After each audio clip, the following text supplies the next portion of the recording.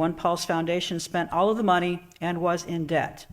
So they had to sell the adjacent property quickly to pay off those debts. Yes, Patty Sheehan admitted it. The onePULSE Foundation was drowning in debt and scrambling to pay off its creditors.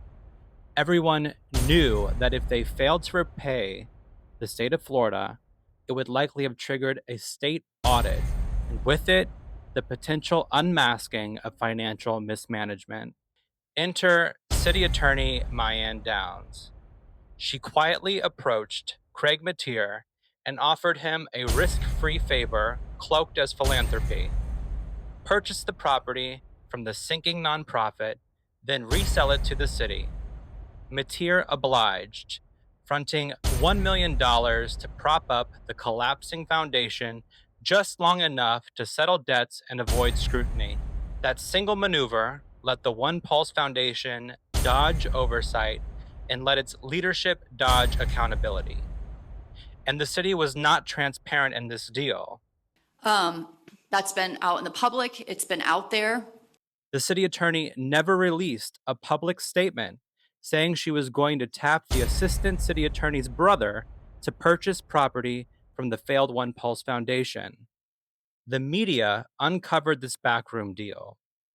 So who was chairman of the onePULSE Foundation at the time? Earl Crittenden, an eminent domain attorney and a lawyer at Gray Robinson, the same firm where Downs worked and reigned as president.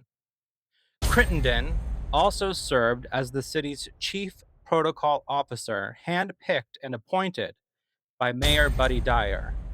And Buddy, he sat comfortably on the foundation's chairman's council and refused to resign, even as the entire nonprofit fell apart in disgrace.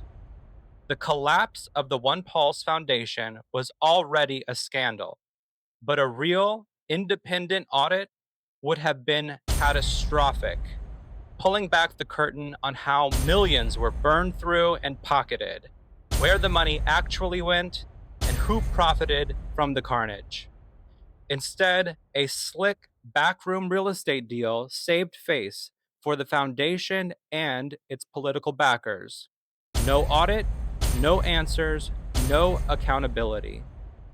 The mayor's office used its influence and access to deep pockets, namely Craig Mateer, to orchestrate a no-risk bailout that protected its own image while letting everyone else tiptoe away from the wreckage of a fraudulent nonprofit. As you guys know, there's a process in government of how you purchase property, and there wasn't time for the city to purchase that property. Let's stop pretending this recent real estate transaction was about skirting around the city's lengthy real estate acquisition process, a process that exists for a reason. When it came to the Pulse nightclub property, the city council moved fast, very fast. They scooped up that parcel for a staggering $2 million, paid for by taxpayers, within weeks. And they did this as city officials suggested that the cost would be recouped by private donations that never materialized.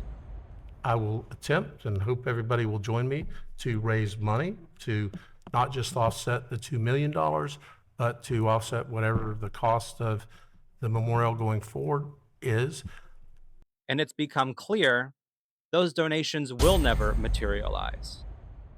If the city's appraisals of the Pulse nightclub property for $2 million were accurate, the Mateer property, again, twice the size, should have been worth closer to $4 million.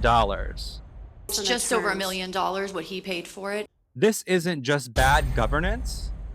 This was a coordinated effort to erase a scandal and secure the Pulse Memorial as yet another PR strategy to erase the facts and sanitize the truth, just as Barbara Poma and the onePULSE Foundation tried to do.